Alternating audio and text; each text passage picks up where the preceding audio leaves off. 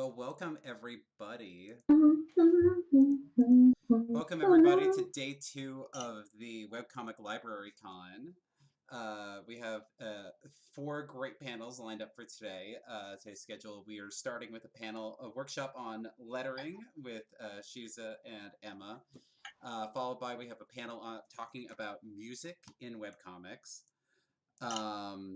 And then after that, we have at 4 o'clock Eastern time, we have a panel talking about how to kickstart.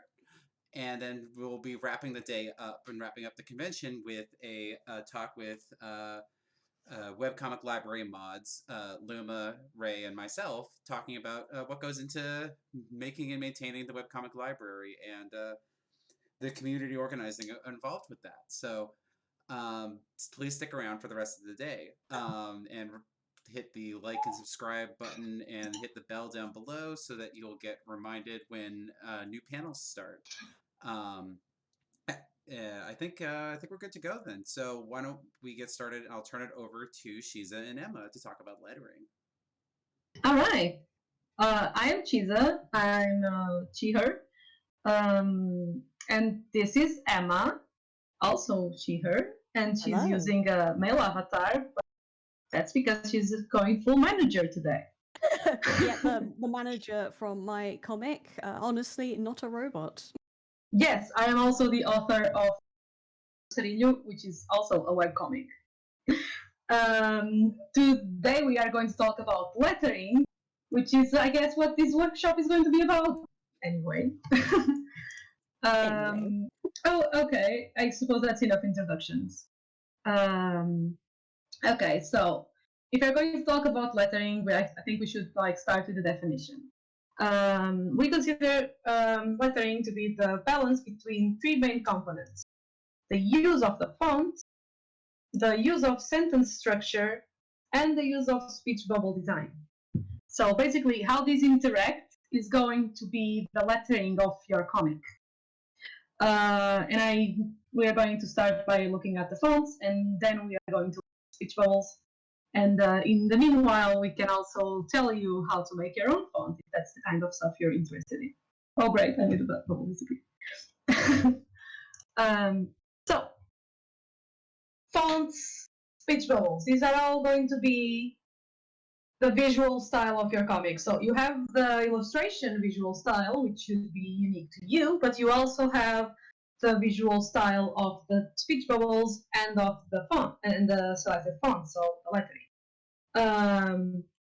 It is essential to bear in mind that your font is going to say a lot about your visual style and the aesthetic that you are going for. So if you're going to make a serious moment or a serious action story, maybe the cursive font. Bouncy cursive style The font. cursive font is not going to be the best option, unless you are going for extreme irony. Also, not only you have the font and how the font relates to the illustration, but you also have the color, like what's the color your font's going to be, because you don't have to use just black and white. In this case, this is an example from my webcomic. The different characters have different colors for their text. So it helps when you have different characters speaking that you have different colors. Like here, because you only have 2 characters in the scene, it's easier to figure out that this speech bubble would probably be from the other character present, but the fact that it has a different color and it's the tail is pointing outwards also helps figuring this out, and the more the merrier.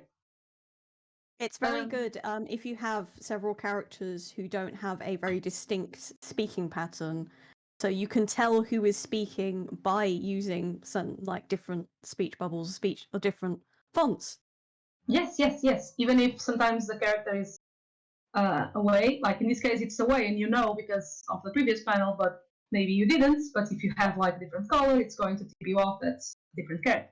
This is just one approach to using color, though. You can use color to enhance motion and to show that different characters have very different are very different. In this case, this example is from the Sync Your Hooks webcomic, a webcomic which you should be reading. You have a human person and a non-human person, right? Which is an outworldly being. Let's describe her like that. Let's describe them like that. You can see that the speech bubbles are very different. Like you have here the tail is a fish tail because it adds to the fishy nature of the character. They are merm people. Is that the correct term? Trick horrors. I'm just going to go with that. Yeah, they are underwater eldritch horrors, and I think that the fishtails here, they really, really bring that point home. And the way the speech bubbles are formatted is also really, really good at bringing that they are angry and different nature. While human have very simple, very straightforward speech bubble very design. good at separating otherworldly types of characters from a more standard, not necessarily human, but a more standard cast. It's very good at showing that difference between people. And similarly, it's also very good at showing differences between languages as well. Oh, yes. Here we have some examples.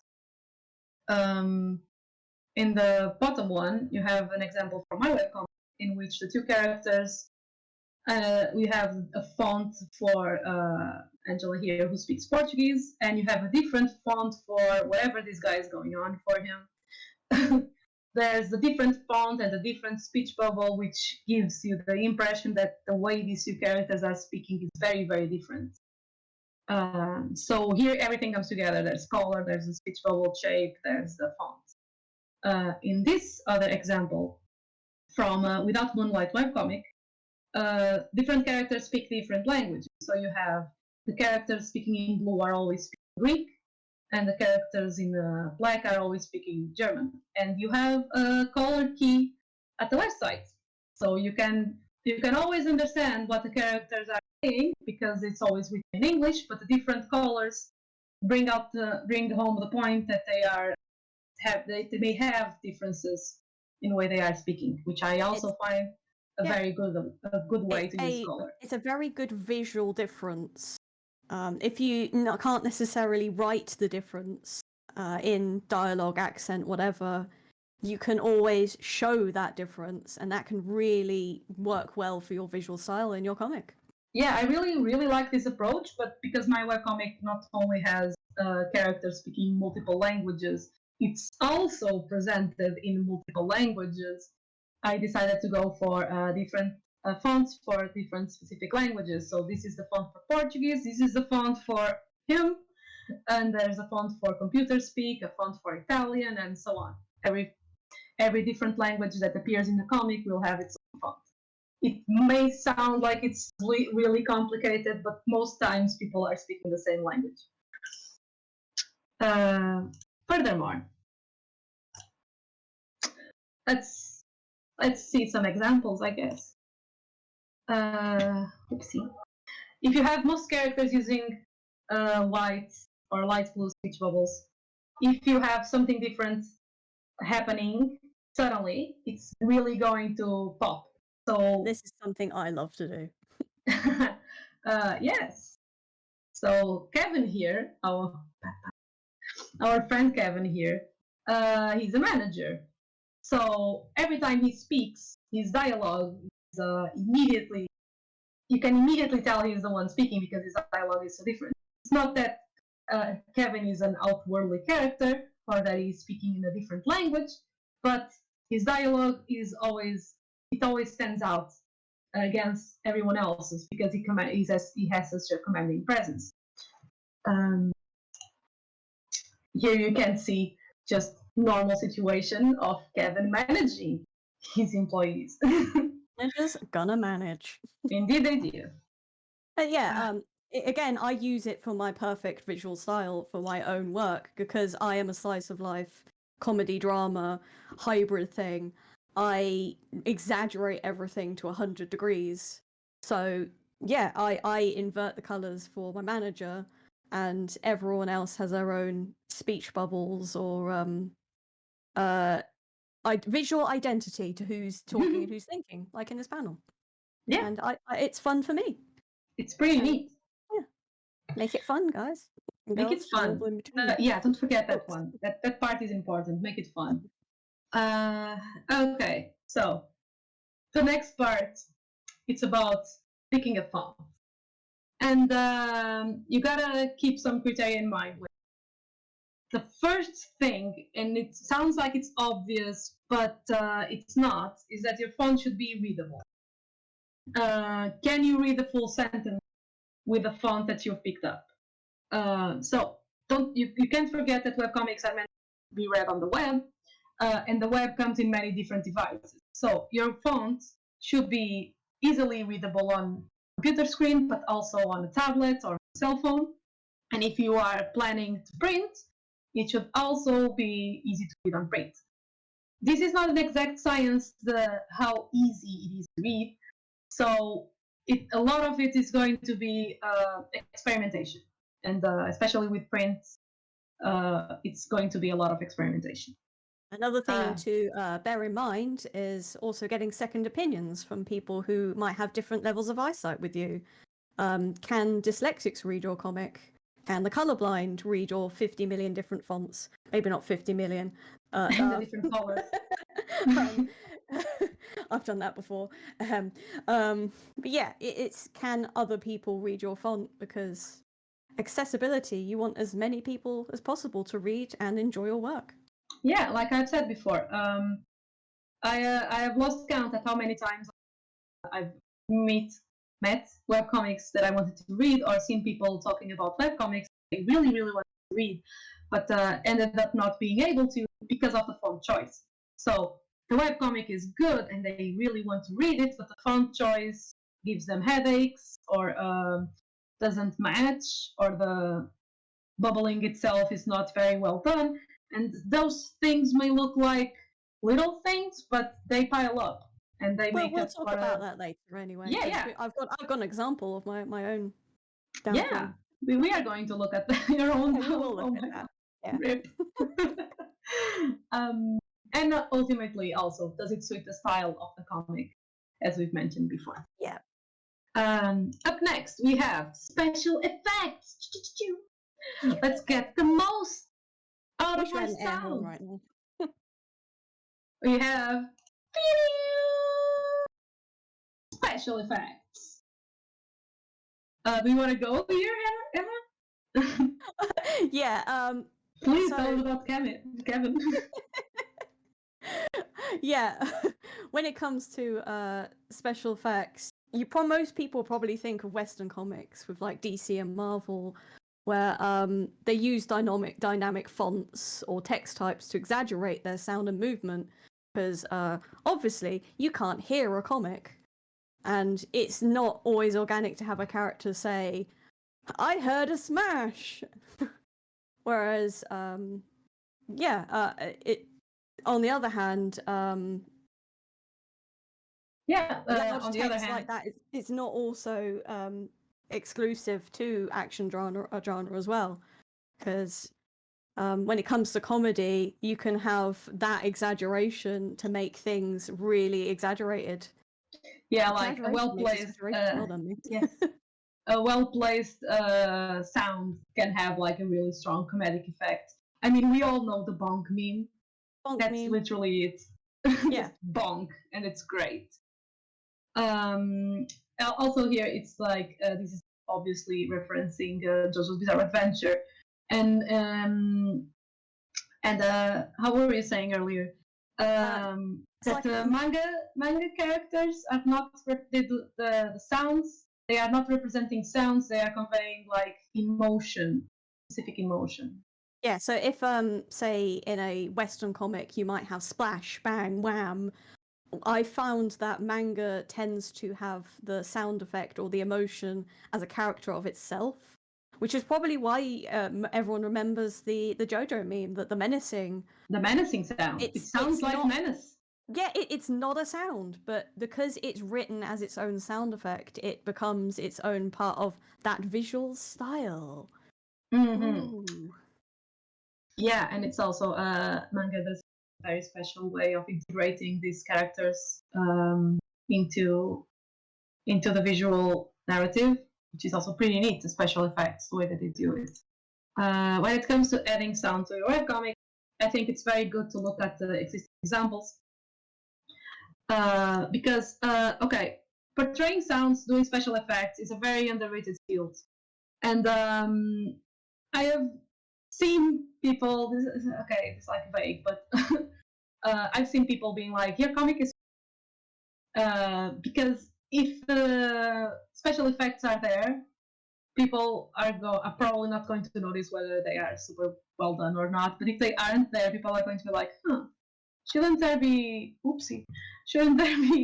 sound effect here? Doesn't this action call for a sound? And one of the things I found very interesting is to look at a lot of examples, see how different people have approached the problem of sound effects. Yeah, because at the end of the day, sound effects create a tangible sound or emotion in a medium that isn't built to accommodate it. So silent comics, you gotta make that sound. I've gotta bring that across as part of your story. So I'm going to use this resource here from Scott McCloud's visual essay books, especially the Making Comics one. If you can get your hands on that trilogy of books, I cannot recommend them enough for how helpful they are in understanding how comics work and how you can push your own stories, not just on the lettering side, but there is some fantastic resources on lettering, which is one of the pictures on front on the presentation. Yes, this one here, you have like a lot of different how you go, there's the loudness of the sound, how big the sound is portrayed. Yep, which we will go into. Yeah, we are going to go into the a little bit. Let's go. Here's a good example for you, Emma. Yeah, this one is for the obscure British 90s Sonic fans out there. Shout out to you. So the first thing I like to take consideration is the loudness of the sound effect. So if you have a particularly loud laugh at the start, the font is bigger as it follows the laughter and the panel getting closer as well. So it's quite intense. Then as it trails off, it gets smaller and smaller to denote it's getting quieter as the mood is changing. And it follows the scene panning in and out. Yeah, I think this is like a very good combination. And also, it's look there, is that Comic Sans? Oh boy. Probably not. But also, I have to shout out that Fleetway Amy Rose is the only valid Amy Rose. You can all come fight me in the pit. I'll fight you in the chat. I'm English. Fight her, she's English. Anywho. Okay, let's move on to the quality of the sound. We have a good example here from Mar Internum, in which you don't have the rumble word spelled out, but you have the R going on, and it's shaking, which really adds the quality of the sound. Yes, which really adds to what's happening in the panel. Like, although this is a static image, because of the way the sound is portrayed, you can almost feel like it's shaking. So if there isn't anything that's got a defined sound like rumble, rumble, splash, bang, whereas the sound here might be by making those R's shaky, you can feel that sound almost. Yeah. And it's good. It's very good. It's very good. Check it out. And here we have some examples for the 12 webcomic, in which the words themselves, the sounds themselves, are incorporated into the illustration. So you have there like the rumble from the vehicles moving, like the word rumble is written here, but it's part of the background as well. Yeah. It's like it's an element of the illustration. Yeah, and this part is where considering a font and how you can mimic the sound with your choices. Yeah, and here we have like whoosh sound. It's like it's the whoosh, but it's so liquid because of the way it's written. It really just enhances both the sound and the illustration by having the two together. We have some more examples from this comic. Like here we have a crack sound, and the crack word itself is also cracking. And here we have the splash sound, which the splash itself is also splashing. And no, I am not going to steal these examples and use them on my webcomic later. I'm definitely. It's not stealing. It's respectfully borrowing. Yes, exactly. Yeah. That's the correct word. Yeah. Yes. I'm a manager. Trust me. Trust him as a manager. Okay, so quality of the sound, we've got that covered up. Let's go into kerning. So basically, in very quick terms, because this is like, this is like theoretical stuff. Kerning is about the negative space between the letters in your font or in your writing.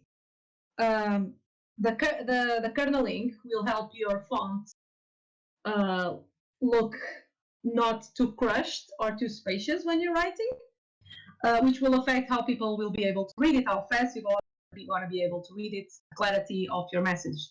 So if you have made some text and you made a font and it still feels a little off, but you can't really tell what, it's probably going to be kerning. It is one of those things that if it's done wrong, that's the only time you'll notice if it's done wrong. If it's done right, you just won't. It's very underrated. Yeah, it's very underrated skill. But when it's wrong, you will see. And it's also not an exact science. Because you may have like two different words make different letters. Maybe they look very well together, but if you change the environment, like the letters, if you change one of them, the spacing may not work as well. And so it's the kind of stuff that you really have to look at cases. It's also something that's very, very useful to have someone look over your writing and your dialogue in your panels as well. Again, as it's been mentioned before, because of different eyesights and sort of dyslexia and that. Because kerning is one of those things which is going to hit people with it's going to make things harder to read. It's going to make your fonts and your work less accessible. Like, this is not fun to read. It's a nice font, but maybe it's a little too thin for a comic, and so maybe it's not going to look nice if it's like this were read on a phone screen, which is smaller. But also the different parts of the fonts. I'm sorry, I know the technical names for nothing. They they overlap, which makes the shape of the individual letters harder to read. The line spacing. Yeah. The line height here is also not very good. But then you can also have the other case in which the font is too thick. It's so thick that you can hardly read it, and you will also not be able to read it in a small screen. You can This is what we mean by kerning. You can't even tell the spacing between the dots here. Oh, bad. So, well, lettering, it does affect everyone. If you are making a comic, because text is part of the comic, it's always going to affect us. You could even say that lettering is our burden. Sorry, I can't every time. Okay, let's go. Fellas, we are going.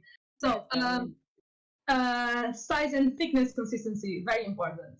You want your font to be as consistent, like the different glyphs, letters of your font should be as consistent when it comes to size and thickness as possible. You can have some variation, but you do it with caution. An unreadable font can absolutely break your comic, even if you just didn't intend it to. And we're going to throw some shade on past me, because I am also a person who fell into that pitfall. Because it's what I mean when there's nothing wrong with using a standard font, because I now know that this font is a little messy. It's perfectly fine. It's serviceable. Like, most people can read it, but if I was going to do it again, I would probably have used a standard font. Yeah, the size, like each letter has a different size. The thickness is also not very. Like, here you have the word definitive, in which it's obvious that the eyes are shorter. And I'm going to point this again. in the future. Yeah. But I'm going to point it now. You should always have like the I, the capital I should only be used for the pronoun, and everything else should have the lowercase I. You want to make that distinguish in this. You want to make them distinguishable in English as much as possible. I also got to say that I was at the time. I'm grateful that I started the comic because I'm grateful I started it and I made all these mistakes because now I'm at the point where I am going back and I'm on hiatus because I'm redoing one of my old chapters so I can implement all these things I've learned, not just about lettering, but panel layouts and readability and general character writing. So at the time, I might have used I used the font pretty much for every character, and I use different speech bubbles for all the time. But by doing those mistakes, I've now come to a point where I'm stronger for it. So yeah. As it's been said in the chat, you got to try in order to learn, and I'm grateful that I did try it. It was a playground for me practicing out lettering, and yeah. I just think it's neat. Also, very important. You should note that lettering is not just a font that goes into the bubbles. It's also the font that goes into the rest of the text, any text that appears in your comic. Now, these are examples from my webcomic, in which I try, like every time I have text background, I try to keep the fonts. I want the fonts to visually match the aesthetic that I'm going for. So, like, all of these have to be conscious decisions. Like the words that are more squarish on this side. Like here, this is a very squarish font. It's related to computers. While this in this side, it's more from text. So comic, we do two different parties, and they have different aesthetics. And I want the fonts that appear in the backgrounds to match those different aesthetics as well. And ultimately, this should also potentially be the same for your website if you have one. The fonts that you pick for your website should also, in some way, point towards the aesthetic of your comic, which is going to be your aesthetic, and you want it to be as visually cohesive as possible. So not just in the regards of colors and pictures, but also with regards of fonts. So all of these should like form some sort of narrative, your choices. Okay. So that's a lot of fonts. So I guess this begs the question, where can we find all of these fonts? Well, oh great, I have a typo, that's great. So you can download them from third parties, obviously. There is like a gazillion websites that claim to have free fonts. Not all of these are telling the truth. I figure that Blambot is a very good starting point. Very good starting point, my ad. Yes. Very good resources there too to help you. Mm-hmm. You can also always ask fellow creators. We gladly point you towards more resources. I find that forums like those Comic Fury already have like a lot of discussion going on these themes, and it's pretty neat to check out. You can also always handwrite your font, but you should be super careful with this one because free writing does not always make for ability. And like I mentioned before, if you are going to free write, you should try your best to draw the letters and not to write the letters, because that does make all the difference in the final result. Especially if you are working traditionally, you don't have you don't have another option.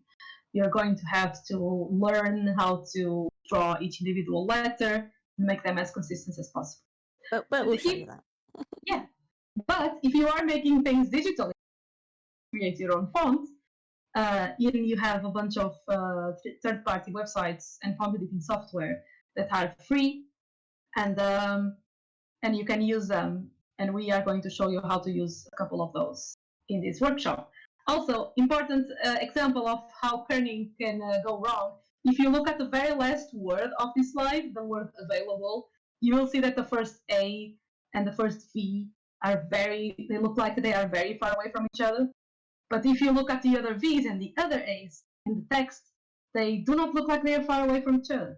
So it really is a case-by-case basis. And if this were on a comic, I would be manually editing that specific instance to make sure that it would be like more visually pleasant instead of having the big space between the A and the V. We'll be going on Anyways. your work appraisal, Shiza. Anyways, let's go. Let's do it. Let's create our own fonts for fun. Go, Shiza, go! It's my time to shine. So, Yep. wait a second. I need to set this up. Where is my other screen? Let's go. We are going to use two different tools here. There is Calligrapher, a website in which you can obtain like a form that you fill with your handwriting, like they are handwriting for different letters, and you can upload it, and it will generate a font with. The thing is, the free version will only allow you to 75 glyphs. So if you have a if you have an how do you say the letters? If you need more than 75, and you will need more than 75, you will have to use the paid version. However, there are so many free softwares that allow you to edit fonts that you can circumvent this problem. And I'm going to teach you how to, and also how to use Fontforge, which is an open source software for font editing. So, oh great, I forgot to save something. It's pretty neat. We are going to use Fontforge. Oh, this is great. Great, I made a mistake. Wait a second. My video is like completely bonkers now. Let's turn this off. And for some reason, my OBS decided to not cooperate with. Let's take this off. Go here and doink. There you go. Okay, so first you need to get a template. Emma, if you would be so kind to drop the link to Calligrapher in the chat, I would really appreciate it. Yeah, let me just. You can just type Calligrapher in Google, and it's going to be the first option. They got good SEO. Basically, the website, you have to make an account, but the website is pretty easy to use. You make an account and you create a template for your font. So basically, you are going to choose the different glyphs, letters that you want your font to have. In my opinion, if you are making a webcomic, you do not really need to have both uppercase and lowercase letters. You are going to need punctuation and all the jazz, but probably not two sets of letters, so the uppercase and lowercase. I feel like just the uppercase is enough, and as long as you have an uppercase and lowercase I, it's the only instance in which I say that you should have the two of them. But otherwise, you can just select the glyphs that you want, and you can go there. It will give you templates to fill, and they look like this. Where is my spot? I should have tested this before.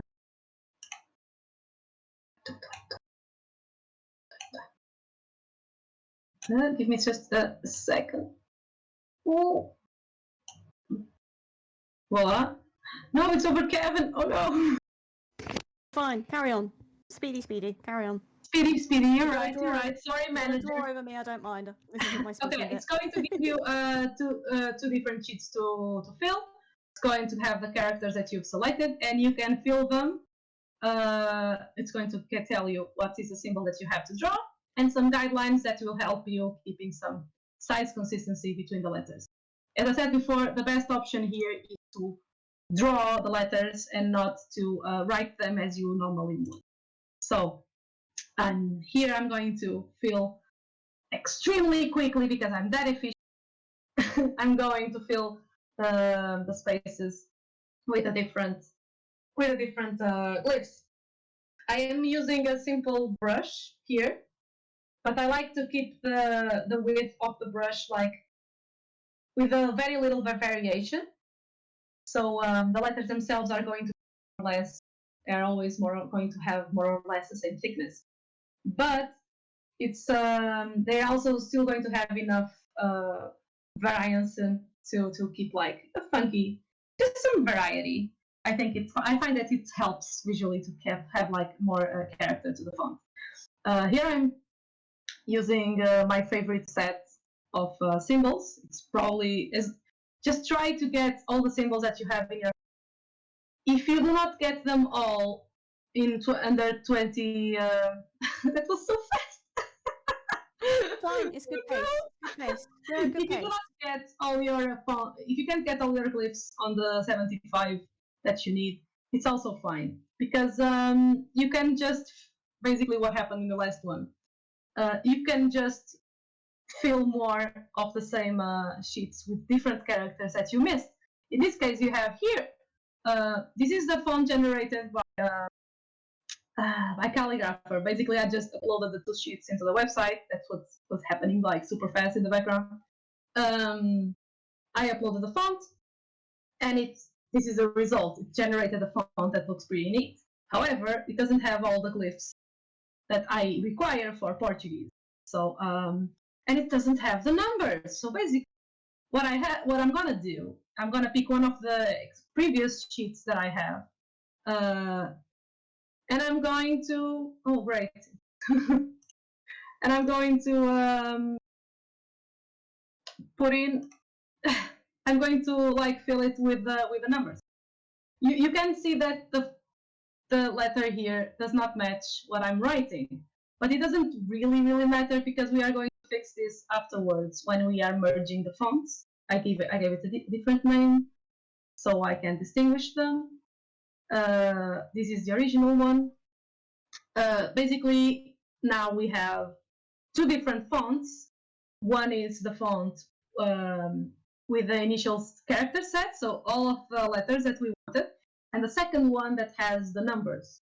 And we are going to use Fontforge to simultaneously open the 2 of them and very simply copy the letter, the numbers from the, like this is 2 different windows.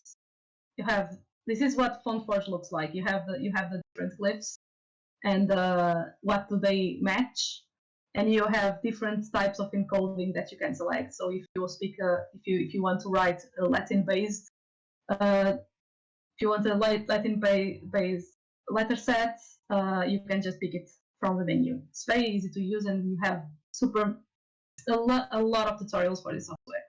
Basically, what's happening here, I'm going to this one below, which is the one, which is the second font I generated with the numbers, and you can see like here is the 0 and it's not in the right glyph, but I can just come here and copy it to the correct place. And afterwards, I'm just basically trying to add the space for the lowercase I because I forgot about it. But if you don't forget about it, I think you're going to be okay. And just to quickly say that it's useful to have all the different numbers and letters if you work in different languages, whereas I'm solely in English and I'm not likely to use all those. Yeah, you're not going to need like you're not going to need like all of these different diacritics, accents. I don't know how they are. You're not going to need, or maybe not. You're not going to need the euro sign. But I have all of these hanging around. How are we when it comes to time? We are. I think we should. 5 minutes to questions. Then I say we turn this off, and we go back to PowerPoint. PowerPoint on, I think. Where is it? Oh, great. Thank you so much for not working. While that's happening, I will say that we work digitally, but you can apply these fundamentals to traditional lettering as well when you are planning your layouts. So if you work on paper, you can do what the letterers of the past used to do and follow a grid and write in your clear capitals. You can either write onto paper or write onto your tablet screen now. There are various YouTubers and tutorials out there that will definitely go into more detail than we can ever, because that's not our forte. But it is an option. It's just interesting to know the history of hand lettering as well, how they used to have the grids and write and their speech bubble placements. And it certainly makes me grateful for how easy technology like Photoshop or Clip Studio is for things like kerning and text layouts and blah blah blah blah blah. My PowerPoint died, I Ah, think. Let's see. but, Is this working? No. That's great. I'll carry on. I'll carry on. This is mostly Okay, I was just anyway. having some final thoughts on text. Yeah. And you are pretty much all covered pretty much everything. Yeah. So about how you can find different. I'm sorry, please go on. I got distracted. that's okay. You set up. We don't, as webcomic creators, we often have other things going on. We don't always have the time to hand letter every single piece of text, whether it's traditionally or not. So there is, though it is a nice touch, you might want to write certain bits of your comic using your clear handwriting. There is no shame in having everything be standardized fonts, standardized setups, and everything. You got to work with what you got. Like we all Okay. yeah, that's the traditional grid, but you don't have to do that. Thank you. That's the old school style, but it's definitely interesting to know. But moving on to actual speech bubbles and the meaty bits. Sorry for the hustle there. Oopsie. So generally, it's how putting your dialogue into a bubble and how that can affect the reading. I'll say, I'll start saying your parts because you're doing tech support, my queen. I'm sorry. I've been put myself in tech support. Yeah. She says she tries not to use manga for inspirations, or at least not directly, because if you've ever read a manga, how Japanese is written is from top to bottom. So being written vertically, when you're translating to English or writing your own English, where we write left to right, it's not going to necessarily fit organically in that shape. Yeah. And vice versa, obviously. Yes, we have some examples about that. So in the next section, we have the lettering and bubbling part. So yeah, Go. actual bubbling, because bubbling and lettering are two different things, but in this case, we are going to work them as a couple. So speech bubbles, isn't that like super straightforward? We have the font, and we just gotta make it look nice. However, as Emma was pointing out, that is like the way the font is going to play inside the speech bubble, and the shape of the speech bubble are going to affect your work and how it looks and how it's read. And it's the shape and the structure of the speech bubbles are always going to make, and also going to help you make the characters feel distinct from each other. So, as I was saying, bubbling and lettering are not the same thing, but they go hand in hand. Lettering goes inside the bubbles, and bubbling is how you structure the bubbles. And as I was saying before, everything should always point out towards your aesthetics. So how you draw the speech bubbles should always be working towards enhancing your comic style. Yep. So everything starts with the text, and in general, you should have a diamond shape around the text, with the text starting smaller, getting wider in the middle, and then smaller again, thinner in the top and bottom. And you should try to have a speech when you have the bubble and the text goes in it. You should strive to have like similar spacing in the different sides, and obviously you can have different bubble shapes. I find that ovals are better than like this kind of softly. I find this shape the best shape.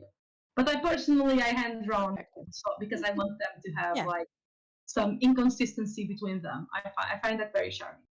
And I must state that you don't have to put those little H's on every single. You just do it by eye generally, but it's also a good. Yeah, sort if you of, do it by eye, you Yeah. you can tell what's wrong. Like you can put a lot of text like this, but it's going to feel a little crowded. It's readable. It's not wrong, but Exactly. if you take into consideration that negative space and those gaps, it has a lot more room to breathe, and it's more pleasant to look at. Also, you can structure the text into different parts, and it's going to help with the pacing of what you're reading. And especially if you have characters that pause as well. Yes, exactly. And you can also have different shapes, like wobbly. It conveys different emotions, and you can do this very easily in Clip Studio Paint and Photoshop, honestly. And you should try to keep your sentences together, since splitting them will affect the reading pace. If I were to keep these two, all of this in the same bubble, it probably would have been too much text, but splitting into three makes it very a lot slower to read. Similarly, you should be as Emma was saying, you should be mindful of the references you pick, because English is written like this, from left to right and horizontally, but Japanese is written differently. And so if you are looking for manga to references, you should try to figure out, okay, the shape, I like this shape, but I can't exactly copy this and figure out how English text is going to look here. I must say it's very easy to do, because my early pages did the exact same thing. And don't forget that you can always, this is like not an exact science, and you can always adapt the bubbles to your goals. And you can have different shapes and different formats and just go wild sometimes. I really like to have my speech bubbles being kind of rough and not super into shape. And I just kind of, what is the word for it? I transform them with the Photoshop tool that puts a grid on top, and you can like squeeze or unsqueeze different parts so they adapt. Studio has the same function as well. Nice, it's pretty neat. Yeah. I also have here a nice example. Like, this is a nice example from Emma's webcomic. This isn't fun to read at all. Like, the bubble is touching the corner of the panel. The tails are over each other. Like, sometimes doesn't suit the layout. Does not suit the layout at all. Not a very super layout. No. Like, this is not always avoidable, but in this case, it pretty much is. Like, this is a lot easier to tell, like, who is the first character who is speaking, and the tails are no longer crossed, so you know exactly who belongs the speech bubble to. And it's pretty neat. Otherwise, for drawing in a traditional fashion, you should try to like write the text first and do the inking of the speech bubble last. This is also how I work digitally, though. Yeah, I must say that Shiza is the type who will draw first and draw amazing, beautiful, spacious pictures and characters and emotions, but she also knows what her script is. So she'll place those bubbles and those dialogue around the emotions of the screen, the scene. Whereas I am completely opposite. I will have everything micromanaged. I will plan out all my layouts in advance, text, bubbles, everything. And then I won't necessarily draw around it, because I even know where all that drawing is going to go. Ultimately, they go hand in hand. It's the same effect. Shiza's pages work in their flow, in their speech bubbles and lettering, as does mine. It's just we approach it in completely different ways. So that was to answer the earlier question in the chat as well. Yeah, I figure that even if you put the bubbles at the end, even if the bubbling is the last thing that you do, which is the last thing that I do, you should always leave room for them when you are composing your scenes. You should try to figure like prematurely where the speech bubbles are going to be and how much space they are going to take. Then you make your composition, and it's like, okay, this works. And then you can, at the end, make everything. Just gonna shout, we got a 2-minute warning. All right, very quick. So, This is Emma's stuff. We do not need to look at it. Yeah, I think that's what I mean by micromanaged. Using Clip Studio EX, I plan out all my bubbles in advance, and that's what I mean. So Yeah. it's handy. Love it. And you have here the evolution of things, like so going from different the font, where is everything, it's all the different thickness and sizes, and now it's like easy to read, smooth. I made those mistakes and I've learned from it. I have made those mistakes as well. Look at this. This is the first version of my comic. Like, the speech bubbles were just oval shapes because I was super late. Like, this text is all vertical because I was reading manga. Yep. And I was like, no, this is actually not better. I then decided to draw the speech bubbles, but I was still not quite there. Like, this is a lot of negative space. That's like a lot of negative space. Didn't make a lot of sense either, because the layout of the page. It affects the layout. Look at all this space that I'm not using. And at the same time, here, there's like, this negative space is not very symmetrical, so I also was very lax with the punctuation. So here is a more recent page that has a lot of text. You don't need to read this, but you can see like the text flow. It goes from here, like so, and then it goes the way that the characters are talking. So. Yes. And then it hits hard at the color where it needs to emotionally. Yes, and also the font changes when it needs to for emphasis, which is pretty neat. So let's wrap it up because we do not have time. Look at other people's works, because referencing is good and other people are doing great stuff out there, and you should go and look at them. You should also like read your work out loud. It really helps you figuring Absolutely read out loud. Bubbling. Get other people to read out loud. Yes, it really helps you figure out if the bubbling and the way the bubbling is affecting the pacing is working in your favor. And also experiment with everything. Have fun. Ask other people to read it. And let them tell you if they are unable to read it. And if they can, that's cool. That's the spirit. That's how you should change go. it. Webcomics are great. You can change anything you want. Anyways, thank you for having us. Please leave your chat time, and we'll do our best to fully address them. Yes. We did it, gamers.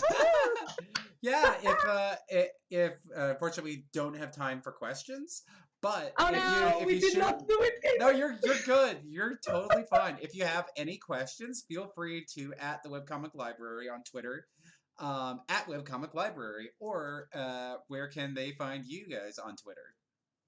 Yeah, you can. We have our. I am @ Chizamura, and Emma is @ Honestly a Robot.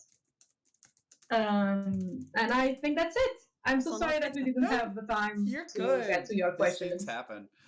Yeah. I'm technical. So I'm so sorry. So thank you everyone for coming and attending the first panel of the day. We're gonna take a quick technical break, and then we will be back with music in webcomics, which should be a really good one. So thanks everyone, and thank you, Shiza and Emma, for coming and joining us. Oh no, we are the ones who have to thank. This has been really fun. Thank you for having us. Yeah. All right. We'll be back in a bit. All right. Bye-bye, everyone. Bye.